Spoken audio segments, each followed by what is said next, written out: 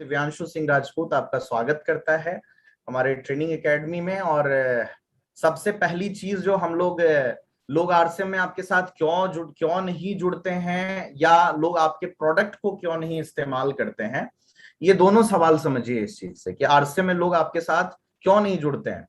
तो हम सारी चीजों को बताते हैं और हमें बताना भी है, प्रोफाइल, प्रोडक्ट प्लान, सारी चीजें बतानी है, लेकिन जो बेसिक चीज है, जो मेन चीज है, वो हम कहीं ना कहीं भूल जाते हैं, चूक हो जाती है हमसे और आपसे।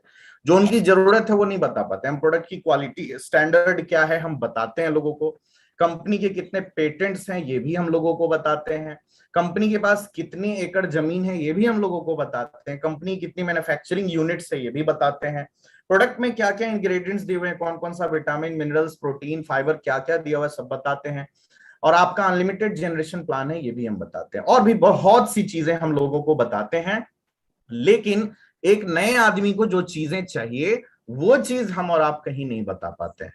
तो डायरेक्ट सेलिंग में क्या होता है कि ये सब मैटर नहीं करता, सेल्स में ये मैटर नहीं करता आपकी कंपनी कितनी बड़ी है, कौन कौन सा प्रोडक्ट है, क्या क्या चीजें हैं, नहीं, ये मैटर नहीं करता। मैटर क्या करता है, प्रोस्पेक्ट को इन सब चीजों से कोई फर्क नहीं पड़ता। उसे सिर्फ इस बात से फर्क पड़ता है कि उसकी जो वर्तमान समस्या है वो सॉल्व हो रही है कि नहीं हो रही है। आप किसी के यहाँ सपोज आप आरसीएम को लेकर के जाते हैं और किसी से बातचीत करने के क्रम में पता चला कि भाई बैंक वाले ही लोग हैं, दिव्यांशु जी के कोई साथी हैं, आप गए वहां पे बातचीत किए। उसके बाद अभी हमारे बीच में बैंक वाले एक और साथी हैं, एचडीएफसी बैंक से प्रजापति सर हैं एक, वो भी एचडीएफसी बैंक में थे। तो अब मान लीजिए उनके किसी दोस्त रिश्तेदार के यहाँ जाते हैं, आप किसी लिस्ट पे जाते हैं, तो बैंक वाले का अक्सर आप देखिएगा एक समस्या तो होता ही होता है, बैठने वाला जॉब है, पेट निकलना है।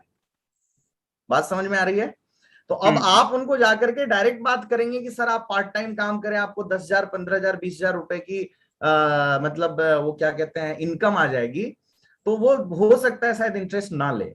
लेकिन प्रोडक्ट की जब बातचीत करेंगे ना तो वो इंटरेस्ट लेंगे, क्योंकि उनके साथ समस्या है कि वो 8 घंटे उनको बैठना ही बैठना है। तो अब उनको अगर कोई समाधान मिल जाए इस बात का कि भाई पेट उनका थोड़ा कम हो जाए, स्लिम एंड फिट के ऊपर अगर हम लोग बातचीत करें कि सर आज आपका पेट इतना बड़ा हो रहा है, आपका विसरल फैट जो है वो 2 से ज्यादा है, आप वो बॉडी स्कैनर को लेकर के जाएं, उनका जांच करें कि उनका हड्डी कितना है, पानी कितना है, मसल्स कितना है, फैट कितना है, विसरल फैट कितना है, एनर्जी लेवल क्या है। तो ये सारी चीजें जब आप जांच करेंगे उनको, तो उनको अब समस्या समझ में आएगी कि ये विसरल फैट तो मेरा बहुत ज्यादा है ना, फैट मेरी बॉडी में बहुत ज्यादा है, मेरे बोन मास, बोन डेंसिटी कम है। तो जब प्रोडक्ट के विषय में जब उनसे बातचीत होगी तो वो उनके काम की चीज हुई। उनके काम की चीज जब आप बात करेंगे तो कुछ ना कुछ सोल्यूशन लेंगे। और पहली बार में कहते हैं कि किसी को अगर शराब पीने की आदत लगानी हो ना, ध्यान से सुनिएगा, किसी को शराब पीने की आदत लगानी हो तो पहले दिन ही पूरा बोतल मत पिलाइए। नशा तो बहुत चढ़ेगा लेकिन जब उतरेगा तो आपसे भागना शुरू कर देगा। तो पहले दिन जो है ना वो चम्मच से 1 चम्मच उनके कोल्ड ड्रिंक में 1 चम्मच मिला दीजिए। मतलब पहले दिन एक छोटा सा प्रोडक्ट, एक छोटा सा चीज, एक छोटा सा कोई चीज, ये एक छोटा आदत आरसीएम मिलाना है तो 1 चम्मच मिला दीजिए उनके जीवन में आरसीएम, 1 चम्मच मिला दीजिए। ये मतलब एक एग्जाम्पल है, समझने के लिए एग्जाम्पल है। तो वैसे दारू की आदत नहीं लगानी है, आरसीएम में व्यसन मुक्ति के ऊपर हम लोग बातचीत करते हैं, लेकिन एक एग्जाम्पल के लिए मैंने आप लोगों के बीच में रखा है। और धीरे धीरे इसको बढ़ाना है। जब एक प्रोडक्ट से वो संतुष्ट होंगे, गैस की समस्या उनको होगी ही होगी, गैस के आगे क्या क्या नुकसान उनको हो सकते हैं, वो एक पूरा मानचित्र, पूरा मैप उनके सामने में उनको अगर दिखा दिया आपने आईना, तो परेशान हो जाएंगे कि अरे यार ये गैस का इतना समस्या है तो मुझे कोई समाधान बताओ, मुझे सोल्यूशन चाहिए। और जब सोल्यूशन की बात करिए तो आप हेल्थ कार्ड के बारे में बात करिए, यस और नो। तो पहले समस्या, उसके बाद समाधान। आप कभी भी टीवी का एडवर्टाइजमेंट देखते हैं तो पहले समस्या दिखाता है, पहले समाधान दिखाता है? बताइए कोई साथी। टीवी का प्रचार देखते हैं किसी प्रोडक्ट का तो पहले समस्या दिखाया जाता है कि पहले समाधान? बताइए। लिखिए, चैट में लिख सकते हैं आप लोग। यस बिल्कुल, प्रॉब्लम चैट में लिखिए। पहले पहले समस्या दिखाया जाता है या पहले समाधान दिखाया जाता है? बताइए सारे लोग। समस्या लिख रहे हैं, समस्या लिख रहे हैं यस, लोग। यस बिल्कुल।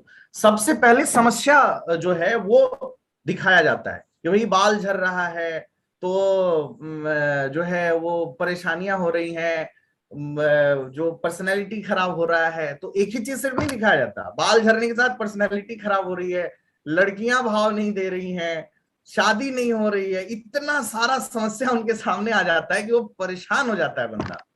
अब सॉल्यूशन दिया जाता है कि हाँ ये तेल, ये शैम्पू आप इस्तेमाल करेंगे तो आपका बाल नहीं झड़ेगा, राइट या रॉन्ग। और उसके बाद वो तेल और शैम्पू बिकना शुरू हो जाता है। वो एकदम काली सी भद्दी सी लड़की को दिखाया जाता है, तो समस्या क्या है कि भाई घोड़ापन चाहिए, क्यों, क्योंकि शादी नहीं हो रहा है ना। तो ये सारी चीजें पहले समस्या दिखाई जाती है, उसके बाद समाधान। तो आपको जब भी उनके सामने बैठना है तो उनकी समस्या को आइडेंटिफाई करना है, उसके बाद उसके सॉल्यूशन करना है, राइट। जैसे वह मोटा है, पतला होना चाहता है, या उसको पैसे को लेकर अगर कोई समस्या है, तो क्या वह यहां से पैसा कमा सकता है, आपके बिजनेस प्लान से क्या वो पैसा कमा सकता है, ये चीज उसको आपको आइडेंटिफाई करके देना है। उसके बाद बात करते हैं कि अगर आप उसका प्रॉब्लम सॉल्व कर देते हैं, तो आप जो बाकी 2-3 घंटे आप पकाते हैं, बहुत सी चीजें आप बताते हैं ना, वो बाद की चीजें हैं। उनको बहुत से ट्रेनिंग देने की जरूरत नहीं है वहां पे। आप सिंपल 10 मिनट में बिजनेस प्लान दिखाइए, जैसे आज भोला सर ने दिखाया, बहुत ही शानदार। और उसके बाद फिर मुद्दे की बात पे आइए, उनकी क्या समस्या है उनको सुनिए और उनके समाधान के ऊपर बातचीत करिए। क्योंकि आप इतनी सारी चीजें बताएंगे ना, तो इतना सारा चीज सुनने जानने के बाद वो परेशान हो जाएगा, वो समझेगा अरे बाप रे, इतना स्टडी करना पड़ेगा, इतना विटामिन याद करना पड़ेगा, इतना मिनरल याद करना पड़ेगा, इतना आरसीएम का वो सारा, इतना सारा चीज याद करना पड़ेगा, भैया नहीं होगा हमसे, वो हाथ जोड़ लेगा पहले। ठीक है, तो उनके प्रॉब्लम का सिर्फ सोल्यूशन दीजिए। और किसी भी आदमी को अच्छा नहीं लगता कि कोई आकर उसे चालाकी से प्रोडक्ट या प्लान बेचकर चला जाए। चालाकी से नहीं काम करना है, उनकी मदद करनी है, उनका हेल्प करना है। और देखिए, चालाकी से प्रोडक्ट वो लोग बेचते हैं या वो लोग बेचना सिखाते हैं जिनको एक बार प्रोडक्ट बेचना होता है। जिनको टीवी बेचना है, जिनको फ्रिज बेचना है, जिनको गाड़ी बेचना है, वो एक बार में चालाकी से बेच सकते हैं या वो कला सीखते हैं। लेकिन हमको और आपको तो बार बार बेचना है, हमको और आपको तो बार बार का प्रोडक्ट उनको देना है। तो हम लोग को चालाकी से नहीं, एक सिस्टम से, एक एक समझ लीजिए एक नियम से सेल के ऊपर काम करना है। सभी लोग मदद पाना पसंद करते हैं, तो हमको और आपको मदद करना है, राइट। तो जो पहली बार आपसे मिलता है, अगर आप माल बेचने की कोशिश करते हैं या थोपने की कोशिश करते हैं अपना प्लान जबरदस्ती, तो वो प्रोस्पेक्ट आपसे दूर भागना चाहता है या आपको पसंद नहीं करता है, वो दूरी बनाने लगेगा आपसे। ठीक है, तो पहली बार में ही आप थोपना नहीं, बस थोपिए नहीं, उनका हेल्प करिए, उनकी मदद करिए, उनको उनको आइडेंटिफाई करिए कि उनका समस्या क्या है, उसके बाद उसका समाधान दीजिए। नेक्स्ट है, आपको समझना है, ये तो समझ में आ गया आप लोगों को, माल नहीं बेचना है, क्या करना है, क्या करना है, समस्या मदद का करना है, राइट। Yes yes. राइट, उनका मदद करना है और सेल क्लोज करना है। या तो पुराने प्रॉब्लम को सॉल्व करा दीजिए, या फ्यूचर में उनको कोई प्रॉब्लम ना हो। न्यूट्रीचार्ज मैन, वुमेन या किड्स या प्रोडाइट हम लोग क्यों देते हैं, ताकि फ्यूचर में कोई प्रॉब्लम ना हो, उस बंदे को स्वस्थ रहे, ऐसी तरह का मस्त जिंदगी जिए। उसके बाद बात करते हैं कि अब आप डिसाइड कर चुके हैं कि आपको जबरदस्ती कन्विंस नहीं करना है, जबरदस्ती माल नहीं बेचना है, तो आपको लोगों की मदद करनी है, आप डिसाइड कर चुके हैं। लेकिन आप जबरदस्ती किसी की मदद नहीं कर सकते। मैंने पिछले बार भी एग्जाम्पल दिया था, आप लोगों को इस बार फिर से वही एग्जाम्पल दूंगा। आप सब लोग बहुत से साथी रहे भी होंगे पिछली बार, कि वही एक कुछ बच्चे थे, वो क्लास में लेट पहुंचे, तो मास्टर जी पूछे कि भाई लेट क्यों हो गए इतने। तो बच्चा लोग बोलता है कि मास्टर जी एक बुजुर्ग महिला को सड़क पार करा रहा था, है ना। तो मास्टर जी बोले कि भाई सड़क पार करा रहे थे तो आधा घंटा लेट कैसे हो गए, आधा घंटा तो बहुत टाइम होता है, आधा घंटा थोड़ी लगेगा सड़क पार कराने में। तो बच्चा बड़ा फनी है, जवाब देता है, बोलता है बच्चा कि मास्टर जी वो सड़क पार करने के लिए मान ही नहीं रही थी, जबरदस्ती पार करा रहा था वो लोग। ठीक है तो हम लोगों को जबरदस्ती किसी को सड़क पार नहीं नहीं, कराना है, राइट। हिंदुस्तान में ना प्रॉस्पेक्ट्स की कमी है, ना लोगों की कमी है, कमी अपने भीतर है। अपने भीतर झांकिए, देखिए कि आप हर रोज, मैं आज मेरी काउंसलिंग हुई मेरी टीम के एक साथी से, आज शायद वो भी प्रोग्राम में है, जयराज जी पटना से। वो बड़ी परेशान थे, चूंकि मैं काफी टाइम से उनसे मिला नहीं था, वो पटना से ही है, तो बहुत परेशान होकर के मेरे पास आए। तो उनसे मैंने बातचीत किया, वो बोले कि सर मेरी टीम में कोई सुनता ही नहीं है, मेरा अभी लिस्ट एकदम से एग्जॉस्ट हो चुका है, मैं क्या करूं। तो मैंने कुछ एग्जांपल दिया कि आप बाहर भी लोगों से मिलके बातचीत कर सकते हैं, अनजान आदमी से बातचीत कर सकते हैं। लेकिन अगर आपको लगता है कि नहीं, अनजान लोगों से बातचीत नहीं कर सकते, तो आपकी लिस्ट में मान लीजिए 22-25 लोग अगर आपके बी ग्रुप में हैं, तो आप उन लोगों के घर जाइए, उन लोगों से बातचीत करके और उन लोगों से कुछ कुछ लिस्ट निकालिए और उस लिस्ट को निकाल के आप काम करिए। अगर 5 लिस्ट भी अगर आप 20 लोगों से निकालते हैं तो 100 लोगों का लिस्ट तो वैसे निकल गया आपकी बी लाइन में। और 100 लोगों का लिस्ट निकल गया, 100 लोगों के ऊपर काम करेंगे तो लॉ ऑफ एवरेज कभी फेल होता है क्या? नहीं फेल होता है। 100 से मिलके बातचीत करेंगे और सिस्टम से बात करेंगे तो 10, 12, 15 लोग तो जरूर ज्वाइन कर जाएंगे। यस और नो? लोगों की कमी नहीं है, कमी हमारे भीतर है। हम तरीकों को नहीं ढूंढना चाहते, हम सिर्फ बहानों को ढूंढना चाहते हैं। तो बहानों को नहीं ढूंढना है, तरीकों को ढूंढना है। तो कस्टमर को जबरदस्ती सड़क पार मत कराइए, सही कस्टमर ढूंढिए और उसके साथ फिर लग जाइए। उसके बाद प्रोस्पेक्टिंग या प्रेजेंटिंग करने से पहले कस्टमर की नीड ढूंढिए, मैंने आप लोगों को बता दिया, ठीक है। और उसको हेल्प में कन्वर्ट करिए। प्रोडक्ट और प्लान तो बाद में आता है, प्रोडक्ट और प्लान हम उसके हिसाब से देंगे, उसका जो नीड होगा उसके हिसाब से हम प्रोडक्ट और प्लान को दिखाएंगे, राइट। चर्चा कीजिए उसको चाहिए क्या, उसकी जरूरत क्या है। बातचीत में आपको पता चल जाएगा कि उसको क्या चाहिए, ठीक है। कौन सा प्रोडक्ट या कौन सा प्लान या कितने पैसे में इसका प्रॉब्लम सॉल्व हो सकता है, और उसके ऊपर बातचीत करिए और सेल क्लोज करके आ जाइए। केडीएम को पहचानिए। केडीएम मतलब की डिसीजन मेकर। बहुत से ऐसे घर होते हैं जिस घर में महिलाओं का चलता है, बहुत से ऐसे घर हैं जिसमें पुरुषों का चलता है, बहुत से ऐसे घर में जिसमें सास का चलता है, अच्छा बहुत से ऐसे भी घर हैं जिससे बच्चों का चलता है, माँ बाप का नहीं चलता है। तो डिसीजन कौन लेंगे? आप जो भी प्रोडक्ट बता रहे हैं या जो प्लान बता रहे हैं आरएसएम बिजनेस का, उस प्रोडक्ट को परचेस करने का डिसीजन कौन लेगा, इसको आपको पहचानना पड़ेगा, राइट। तो कई बार आप गलत आदमी के साथ बात करते हैं, आप दीवार पे धक्का लगाते हैं, लेकिन दीवार पर धक्का नहीं लगाना होता, धक्का कहां लगाना होता है? दरवाजे पे। जो राइट चीज है, राइट क्या है? डोर, दरवाजा पर धक्का लगाएंगे तभी वो खुलेगा और हम अंदर जा सकते हैं। दीवार पे धक्का लगाकर अंदर नहीं जा सकते। उदाहरण के लिए आप समझिए कि साड़ी बेचने वाला जो आदमी होता है वो बड़ा स्मार्ट सेल्समैन होता है, बहुत स्मार्ट होता है। अगर मान के चलिए कि उसके यहाँ सास, बहू और ननद 3 लोग खरीदारी करने आते हैं, तो वो देखता है कि तीनों में सबसे ज्यादा किसका चल रहा है। और अगर देखता है जिसका ज्यादा चल रहा है, सास का ज्यादा चल रहा है, तो उनके सामने साड़ी रख देता है और पूछता है बताइए इनमें से कौन सा ठीक लग रहा है। बात समझ रहे हैं ना? अगर बहू के साथ रख देगा और सास वहां से नाराज होकर उठ के चली जाएगी। तो वैसे ही हमको और आपको एक स्मार्ट सेल्समैन बनने के लिए हमको ये समझना जरूरी है कि डिसीजन कौन लेने वाला है घर में। जो डिसीजन लेगा उनके साथ बैठकर बातचीत करिए, आपका प्लान या आपका प्रोडक्ट तुरंत सेल हो जाएगा, तुरंत आपका सेल क्लोज हो जाएगा। इसके ऊपर काम कर सकते हैं। अच्छा, आपका कस्टमर अगर बच्चा है तो जाहिर सी बात है पेरेंट्स डिसीजन मेकर होंगे। अगर आप न्यूट्रीचार्ज किड्स को बेचना चाह रहे हैं तो आपको पेरेंट्स से बात करना पड़ेगा। कस्टमर आपका बच्चा है, लेकिन डिसीजन जो है वो कौन लेंगे? उनके गार्जियन डिसीजन लेंगे, ठीक है। तो इस तरीके से आप अपने संभावित ग्राहक और संभावित डायरेक्ट सेलर को फाइनल कर सकते हैं। अब ये एक बहुत ही अच्छी बात यहाँ नीचे लिखी है कि भाई कहीं ऐसा तो नहीं कि आप मर्सिडीज बेचने झोपड़पट्टी में निकल चुके हैं। अच्छे प्रोडक्ट को अच्छे लोगों के बीच में बेचना है, ये ध्यान रखना है आप लोगों को। न्यूट्रिशन का प्रोडक्ट कंटिन्यू वहां बिकेगा जिनका परचेजिंग पावर होगा। ये एकदम से ये करवा सच है, इसको जितनी जल्दी हो सके गले में उतार लीजिए। जो लोग 200 रुपए 300 रुपए दिन का कमाते हैं उन लोगों को जाकर आप न्यूट्रिशन बहुत स्किलफुल होकर के बेचकर भी आ जाइएगा तो महीने 2 महीने से ज्यादा यूज नहीं करेंगे। लेकिन अच्छे घरों में जाकर अगर आप न्यूट्रिशन के इंपॉर्टेंस को बताइएगा, जिनका परचेजिंग पावर अच्छा है, तो वो आपका कम एफर्ट लगेगा और रिजल्ट ज्यादा आएगा, वो कंटिन्यू यूज करेंगे प्रोडक्ट्स को, राइट। समझ में आ रहा है? Yes yes yes. तो अब बात आता है कि आपको सामने वाले की बजट का भी पता होना चाहिए। अगर बजट का पता नहीं है तो समस्या वहां भी हो जाएगा। ये क्वाड्रेंट्स को समझिए, जैसे ये मनी और ये वांट, ये 2 चीज समझना है। अब पहले क्वाड्रेंट में क्या है कि मनी भी है और जरूरत, सॉरी मनी पैसा भी नहीं है, पैसा भी खर्च नहीं करना चाहते और जरूरत भी नहीं है। तो ऐसे लोगों को तो प्लान और प्रोडक्ट दिखाना ही नहीं है।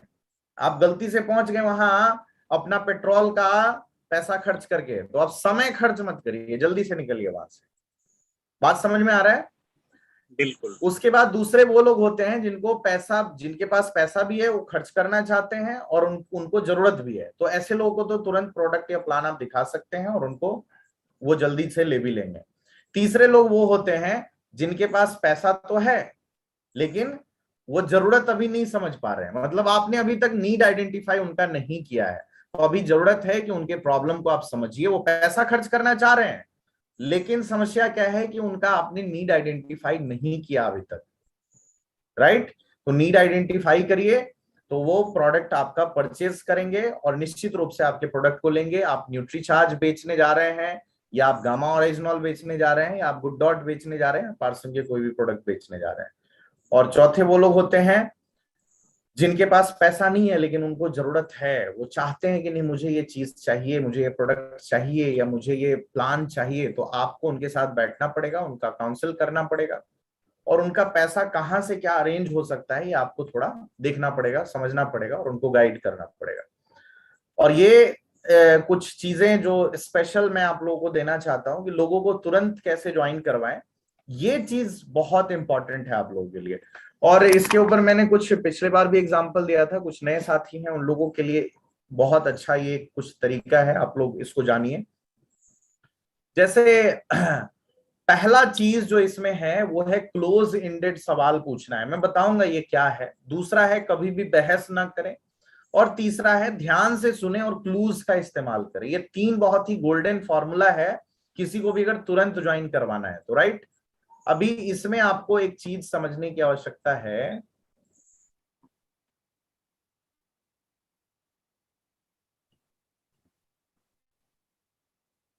यस। तो इसमें आपको इन तीनों चीजों को समझने की आवश्यकता है। जैसे सबसे पहला चीज कि आपको सवाल वैसे करने हैं जो क्लोजिंग में मदद करे। आप अगर कहीं पे किसी के पास बैठे हैं, आपने वक्त दिया है, आपने पेट्रोल खर्च किया है, आपने समय खर्च किया है, आपने बिजनेस प्लान दिया है, तो आप क्लोजिंग करने जा रहे हैं, राइट या रॉन्ग। आप उनके यहां से प्लान या प्रोडक्ट का क्लोजिंग करने जा रहे हैं। तो आपको सवाल वैसे करने हैं जो क्लोजिंग की तरफ जाता हो, वैसा सवाल नहीं करना है जो क्लोजिंग की तरफ नहीं जाता हो। ओपन एंडेड सवाल और क्लोज एंडेड सवाल में क्या अंतर है आप समझें। जैसे हम किसी को प्लान दिखाते हैं, प्लान दिखाने के बाद अगर हमने सवाल पूछा, जो 90% लोग ये गलती करते हैं, हम क्या पूछते हैं कि और कैसा लगा आपको, हमारा प्लान कैसा लगा, हमारा प्रोडक्ट कैसा लगा। ये बिल्कुल भी मतलब नॉन प्रोफेशनल, इसको अनप्रोफेशनल सवाल बोलिए, ये अनप्रोफेशनल सवाल है। ये आप जो कर रहे हैं वो समझ लीजिए कि उनका हत्या कर रहे हैं आप, क्योंकि ये क्लोजिंग का सवाल ही नहीं है। आप पूछे कैसा लगा तो उनके पास बहुत सारा जवाब है, वो बोल सकते हैं अच्छा लगा या वो बोल सकते हैं बुरा लगा, खराब लगा, अच्छा नहीं लगा, या वो ये भी बोल सकते हैं कि हाँ अच्छा लगा। लेकिन अगर आप क्लोज एंडेड सवाल पूछते हैं, क्लोज एंडेड में उनके पास ऑप्शन ही नहीं रहेगा। आप पूछे कि भाई प्रोग्राम में सबसे अच्छा क्या लगा या प्रोडक्ट में सबसे अच्छा क्या लगा, तो जब आप सबसे अच्छा पूछते हैं तो बुरा वाला तो दिमाग से आया ही नहीं, राइट या रॉन्ग बताइए चैट बॉक्स में आप लोग लिख करके। बुरा वाला उनके दिमाग में आया क्या? अगर मैंने पूछा आपसे सवाल कि आज के प्रोग्राम में सबसे अच्छा क्या लगा, बुरा जो लगा वो आएगा क्या? नहीं आएगा। जो अच्छा लगा वही सारा चीज दिमाग में आएगा और आप उसमें लिखेंगे या आप उसमें बताएंगे ये सबसे अच्छा मुझे ये चीज लगा, सबसे अच्छा जो है आज दिव्यांशु जी के प्रोग्राम में मुझे सेल्स में ये टेक्निक बहुत अच्छा लगा, क्लोजिंग में ये टेक्निक बहुत अच्छा लगा। तो आप क्लोज एंडेड सवाल पूछना शुरू करिए। आज के बाद से कोई भी साथी जो आज के प्रोग्राम को अटेंड किए हैं, किसी भी साथी को आज के बाद से ओपन एंडेड सवाल नहीं करना है, राइट। क्लोज एंडेड सवाल पूछना है। हमारे अपलाइन में अब जैसे सपोज आपके अपलाइन प्रोग्राम करके गए, तो हमारे अपलाइन की कौन सी बात आपको सबसे अच्छी लगी? मैंने आपको 5 प्रोडक्ट दिखाया, इनमें से सबसे अच्छा प्रोडक्ट आपको कौन सा लगा? पूछ सकते हैं ऐसे सारे लोग? चैट में लिख इस सकते तरीके हैं आप। से पूछ सकते हैं सारे लोग? यस, चलिए बहुत बढ़िया, यस बहुत बढ़िया। तो क्लोज एंडेड सवाल आप सभी लोगों को आज के बाद से किसी से भी पूछना है, क्लोज एंडेड सवाल पूछना है, राइट। अच्छा, दूसरा इसमें एक आधा चीज मैं आपको और थोड़ा सा कुछ आगे का 2-3 बात बता दूं। हालांकि ये पूरा का पूरा एक कंप्लीट, आप समझ लीजिए कि इसमें मास्टरी अगर करना है तो बहुत डीप विषय है ये। हम लोग कभी इसके ऊपर भी बातचीत करेंगे कि अनजान लोगों से बातचीत कैसे करना है और अनजान लोगों को कैसे अपने सिस्टम में लाना है, जिनको आप जानते नहीं पहचानते नहीं उनसे कैसे बातचीत करें और कैसे उनको सिस्टम में लाएं। कभी इस विषय पर भी हम लोग बातचीत करेंगे। खैर, अभी हम लोग जो बातचीत कर रहे हैं वो ओपन एंडेड और क्लोज एंडेड सवाल। अब जैसे हम लोग ज्वाइनिंग के लिए लोगों से पूछते हैं, और सर कब ज्वाइन कर रहे हैं, ये बिल्कुल ओपन एंडेड सवाल है।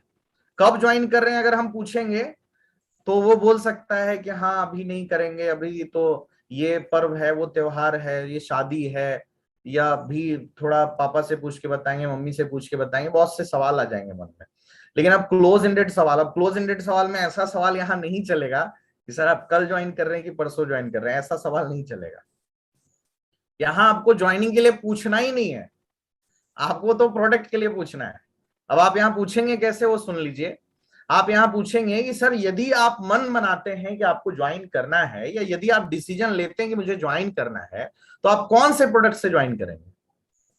अब जब कौन से प्रोडक्ट से ज्वाइन करेंगे, आप न्यूट्रिशन के प्रोडक्ट से ज्वाइन करेंगे या ईटेबल्स एफएमसीजी से ज्वाइन करेंगे, दो ऑप्शन रखिए।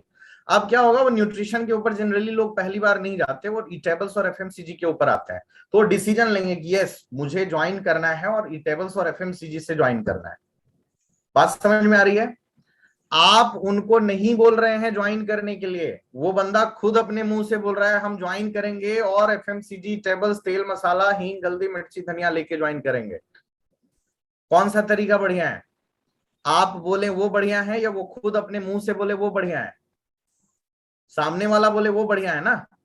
यस यस यस, तो सामने वाला अपने मुंह से बोल रहा है कि मुझे ईटेबल्स और एफएमसीजी आइटम से ज्वाइन करना है।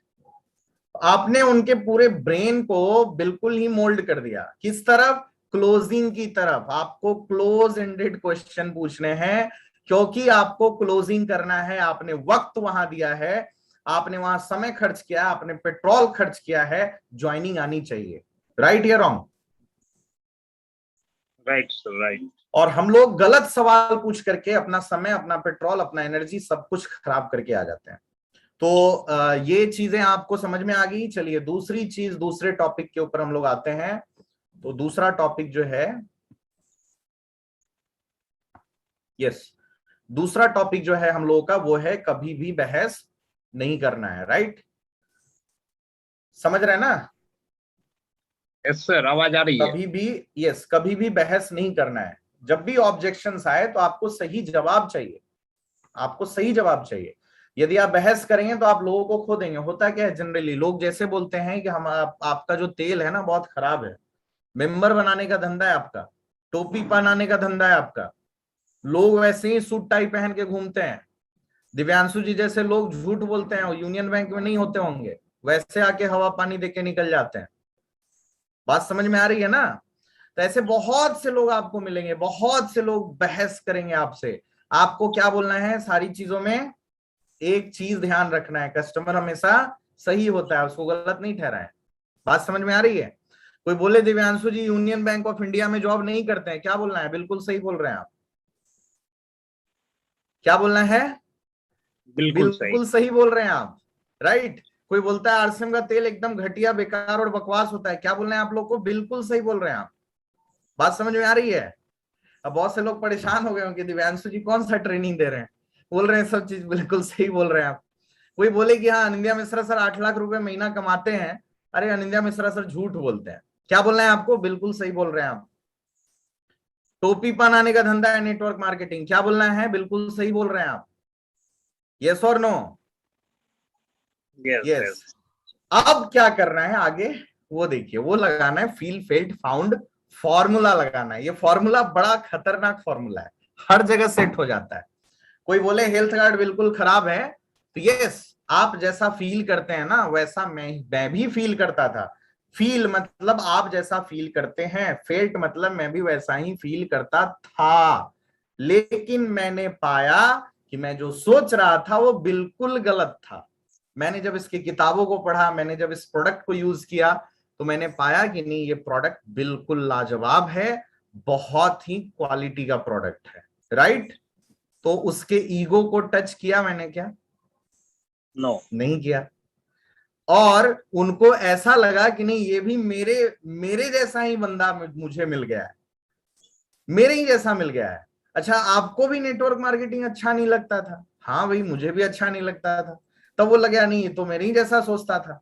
और उसके बाद तो फिर आज क्यों अच्छा लग रहा है? तो नहीं, मैंने जब यहाँ के कुछ सक्सेसफुल लोगों से मिला और मुझे जब जानने को मिला, मैंने रिच डैड पुअर डैड किताब पढ़ा, मैंने उज्जवल पाटनी का नेटवर्क मार्केटिंग कितना सच कितना झूठ किताब पढ़ा, तब मुझे लगा कि नहीं, ये इंडस्ट्री भी एक बहुत बड़ी इंडस्ट्री है और यहाँ भी सफलता मिलती है। अनिंद्या मिश्रा सर झूठ बोलते हैं कि 8 लाख रुपए महीने, बिल्कुल सही बोल रहे हैं आप। मैं भी ऐसा ही सोचता था, मतलब आप जो फील कर रहे हैं मैं भी वो फील कर रहा था। लेकिन मैंने पाया कि नहीं, उनके पास एक बहुत बड़ी टीम है और वो वाकई में 8 लाख रुपए महीने का कमाते हैं, क्योंकि मैंने अपनी आंखों से उनका लाइफ स्टाइल देखा है, राइट? तो ये आप इस तरीके से उनके सारे प्रॉब्लम को वैनिश कर सकते हैं, एक एकदम चुटकी बजा के खत्म। ये फॉर्मूला लगाएंगे तो चुटकी बजा के सब खत्म। बात समझ में आ रही है कि नहीं आ रही है? यस किसी भी समस्या को इस फॉर्मूला पे लगाकर आप इसको खत्म कर सकते हैं। Feel felt found formula, right? अब कोई बोले मेरे पास समय नहीं है, बिल्कुल सही बोल रहे हैं आप। मैं भी ऐसा ही सोचता था, मेरे पास समय नहीं है। लेकिन मैंने पाया कि मैं तो YouTube पे 2-2 घंटा समय देता हूं, मैं तो Facebook पे 1-आध घंटा समय देता हूं, मैं तो दोस्तों पे फालतू बेकार और बकवास का टाइम देता हूं, है ना? मैं शादी में दुनिया भर का शादी अटेंड करता हूँ, श्राद्ध अटेंड करता हूँ, बर्थडे पार्टी अटेंड करता हूँ, छठ होली दशहरा ईद बकरीद मनाता हूँ। बस मैंने ये डिसीजन लिया कि उसी फालतू बेकार और बकवास के समय को 2-3-4-5 साल मुझे लगा देना है और यहाँ सफल हो जाना है। बात समझ में आ रही है? तो ये फील फेल्ट फाउंड फॉर्मूला आप हर जगह लगा सकते हैं। बहस नहीं करना है, बहस हो सकता है आप जीत जाएं, लेकिन उस व्यक्ति को हार जाइएगा। अब आगे क्या है? आगे है कि सुनना है आपको, और ज्यादा सुनना है और क्लूज का इस्तेमाल करना है, बहस नहीं करना है, राइट? तो जितना ज्यादा प्रोस्पेक्ट आपका बोलेगा, आपको उतने ज्यादा क्लूज मिलेंगे। इंसान की जरूरत और उसके सॉल्यूशन पे प्रेजेंटेशन दे दीजिए, ज्वाइनिंग तुरंत हो जाएगी। यही इसका फॉर्मूला है। जो ज्यादा बोलेगा वो कॉन्वर्सेशन हार जाएगा, जो कम बोलेगा वो कॉन्वर्सेशन जीत जाएगा। तो ज्यादा आपको बोलना है या ज्यादा आपके प्रोस्पेक्ट को बोलना है, ये डिसीजन लीजिए। ऐसे ऐसे सवाल उनके सामने रखिए कि सामने वाला व्यक्ति बोलना शुरू करे और आपको सुनना है, चुपचाप बैठकर सुनना है। किसी अगर डाउनलाइन की काउंसलिंग करते हैं ना, तो डाउनलाइन की काउंसलिंग में भी मैंने देखा है बहुत से अपलाइन को, अपलाइन बहुत बोलते हैं आपको ऐसे करना चाहिए, वैसे करना चाहिए, वैसे करना चाहिए। नहीं, डाउनलाइन की काउंसलिंग करनी है ना, तो डाउनलाइन को जब बैठाएंगे आप अपनी लाइफलाइन को, तो उनसे पूछिए कि भाई आप क्यों कर रहे हैं आरसीएम, क्या रीजन है आरसीएम करने का? तो कोई ना कोई रीजन तो वो बताएंगे। अब कोई भी रीजन बताएंगे, वो कहीं ना कहीं पैसे पर ही आकर टिका होगा। वो बोलेंगे सर मुझे कार लेना है, मुझे घर लेना है, या मुझे ये काम करना है, मुझे वो काम करना है। सबका सबका सोल्यूशन कहाँ आकर टिकेगा? पैसे पर, राइट या रॉन्ग? राइट। अब उनसे सवाल करना है कि सर आपको कितना पैसा चाहिए, महीने का कम से कम कितना रुपया आ जाएगा तो आपकी जरूरत पूरी हो जाएगी? मिनिमम पूछिए, मैक्सिमम तो कुछ, सर जितना ज्यादा आएगा उतना नहीं, अमाउंट पूछना है। ऐसा नहीं जितना आ जाएगा, जितना आ जाएगा तो आ तो रहा है अभी 500 रुपया, तो फिर क्यों आए काउंसलिंग के लिए? जाइए घर बैठिए। ठीक है, तो उनसे अमाउंट पूछना है, कितना पैसा, 10,000, 15,000, 20,000, 30,000, 40,000, 50,000, कुछ अमाउंट पूछिए। और अमाउंट पूछने के बाद उनसे पूछिए कि इतना पैसा क्यों चाहिए आपको, तो वो बताएंगे हमारा ये ड्रीम है, ये पैसा ऐसे करेंगे वैसे करेंगे। अब उनसे अगला सवाल करिए, ये पैसा अगर नहीं कमाइएगा तो क्या होगा? अब आपने उनको एक झटके में 15,000 रुपए का प्लान दे दिया और एक झटके में छीन लिया। अब नहीं कमाइएगा अगर 15,000 रुपए तो क्या होगा? तो सर उसी 2 BHK के कमरे में रहेंगे, उसी तरह की लाइफ जिएंगे, पंखा डोलता रहेगा, 6 साल 8 साल 10 साल पुराना, नया ना पंखा लगा पाएंगे, ना एसी लगा पाएंगे, ना घर बढ़िया ले पाएंगे। तो वो सारे समस्या को बताएगा। अब उस समस्या के समाधान को लेकर आपको काउंसलिंग करना है। उनके सपने जब तक नहीं जागेंगे और उनका सपना जब तक उनका प्लान नहीं बनेगा, तब तक बड़ा काम नहीं बनेगा। तो सपना को उनके काउंसलिंग के प्लान में फिट कर देना है और जब उनके प्लान में, काउंसलिंग में वो फिट हो जाएगा तो वो अपने सपने के लिए नहीं, प्लान के लिए काम करेंगे। और उनका प्लान क्या है? घर लेना। घर लेना प्लान है, तो घर लेने के लिए उनको लगभग 50 लाख रुपए कमाना होगा, 40 लाख रुपए कमाना होगा। तो इस तरीके से ज्यादा ज्यादा उनको सुनना है, उनके प्रॉब्लम को सुन के उनका सोल्यूशन देना है। तो चलिए, बहुत बहुत धन्यवाद, थैंक यू सो मच। आप लोगों का बहुत शुक्रिया कि आपने मुझे सुना आज, और कुछ